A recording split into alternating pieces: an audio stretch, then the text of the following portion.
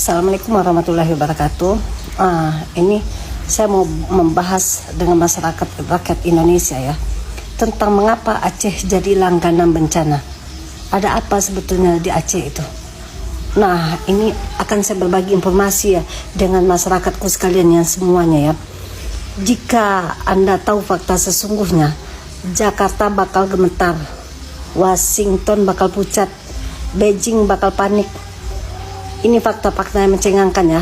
Yang pertama, kenapa Aceh jadi langganan bencana?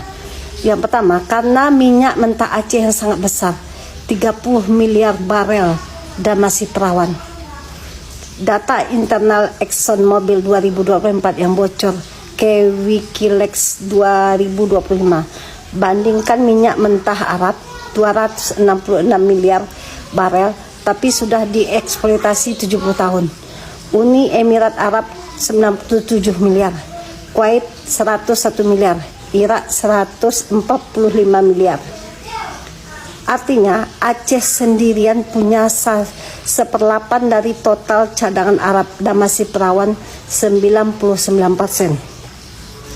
Kalau diproduksi 1 juta barel per hari, realistis ya, dengan harga $80 per barel, Aceh dapat 29 triliun rupiah per tahun dari minyak saja. Itu dari minyak saja ya. Yang kedua, ExxonMobil dan Cleanland First dokumen internal ExxonMobil bocor Desember 2025. Mereka sudah tekan PSC Blok Andaman 2 dan 3 senilai 42 miliar dolar AS untuk 30 tahun.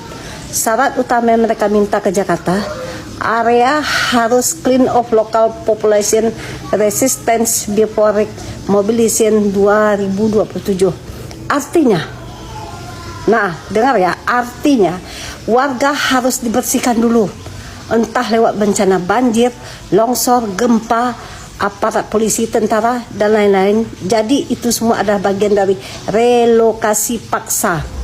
Mereka bahkan minta disaster assistance program sebagai cover untuk memastikan misi ini. Luar biasa ya, luar biasa rencana demi rencana yang pengkhianat-pengkhianat bangsa ini tidak tahu diri. Kalau tidak dari Aceh, kalau tidak ada Aceh, Indonesia ini tidak ada. Yang ketiga, pasir emas aluvial 42 gram per ton. Ini hasil bumi dari Aceh yang ketiga ya, pasir emas aluvial.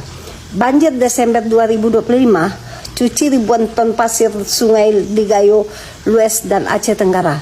Hasil lab independen dalam kurung Universitas Syah Kuala Januari 2026. 15-42 gram emas murni per ton pasir. Bandingkan tambang emas dunia rata-rata 4-8 gram per ton.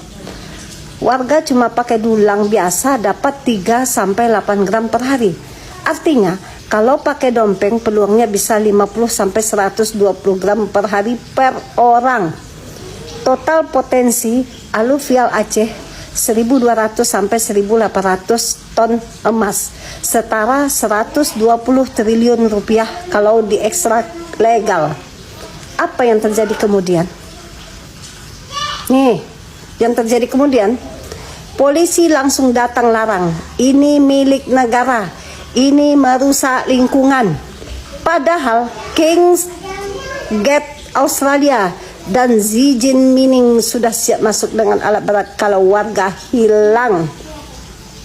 Ingat, kalau rakyat Aceh tidak ada lagi hilang ditelan bumi akibat banjir longsor, King Gates Australia dan Xi Jinping sudah siap masuk menggarap sumber daya alam Aceh. 4. Nikel 1,8 miliar ton biji cadangan nikel laterit Aceh Tengah dan Tenggara. Bandingnya 1,8 miliar ton biji dengan kadar 1,8-2,4% nikel kelas dunia, setara 18-22 juta ton nikel murni. Harga nikel 2026 rata-rata $22.000 per ton. nilai total 440 miliar dolar AS atau 7.000 triliun rupiah. 68% konsesi sudah di tangan Cina. Virtue Dragon, Huayo Cobalt. 5. Tembaga plus emas for Firi. Grassback kedua blok Biutong, Aceh Barat dan Selawah berbanding 12 juta ton tembaga tambah 800 ton emas. Data dari PT Biutong Copper 2025. Sama persis Grassback Papua sebelum dieksploitasi Freeport. Satu blok ini saja bernilai 1.200 triliun rupiah. Yang keenamnya uranium dan rare earths. Uranium, indikasi tinggi di Aceh Selatan dan Aceh Barat Daya. Batan 2018 ditutup rapat. Rare earth elements REE, tiling nikel Aceh mengandung neodymium, praseodymium, dysprosium, bahan magnet, EV dan senjata. Cina sudah kirim tim penelitian ke Gayo Luas sejak 2024. Kesimpulan gelap, Aceh bukan provinsi. Aceh adalah brankas terbesar Asia Tenggara yang masih terkunci. Luar biasa kan? Mereka butuh 5 tahun lagi dari 2026 sampai 2030 untuk buka total.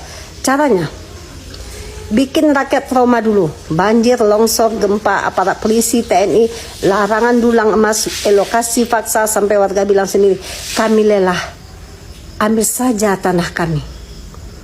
Jadi jika Aceh menjadi sebuah negara, maka dia akan lebih kaya dari Singapura dan plus Brunei plus Qatar digabung. Makanya mereka nggak kasih ampun Aceh, digempur terus menerus. Jadi sekarang kita sebagai rakyat Indonesia yang satu suku, satu bangsa dan satu negara, bersatu padu, kita ramai-ramai viralkan dan bantu dengan doa, support system, bantu dengan segala cara untuk Aceh, untuk masyarakat Aceh tetap berada di tanah mereka. Jangan sampai pengkhianat bangsa ini, apalagi bangsa asing, sampai menguasai Aceh. Sudahlah Papua yang mereka kuasai, jangan sampai Aceh mereka kuasai. Dan mari kita dukung support system, doakan Pak Mualim sebagai gubernur Aceh selalu sehat, panjang umur, kuat dan tegar dan menghadapi bencana ini. Bersama-sama masyarakat Aceh, kami dari perwakilan seluruh rakyat Indonesia berdoa semoga Aceh kedepannya baik-baik saja dan rakyatnya selamat, berumur panjang dan bisa mempertahankan tanah tumpah darah mereka. Dan untuk seluruh rakyat Indonesia, hati-hati dengan bangsa asing. Tolong sampaikan di media sosial atau di komen saya kalau ada nampak pergerakan perusahaan yang tidak ada pekerjanya bangsa Indonesia atau bangsa asing. Tolong laporkan kalian dari mana, daerah mana, kecamatan mana, kabupaten mana, provinsi mana. Sampaikan apa nama perusahaan yang kalian nampak dan berapa orang pekerjanya. Sekian dan terima kasih. Wassalamualaikum warahmatullahi wabarakatuh.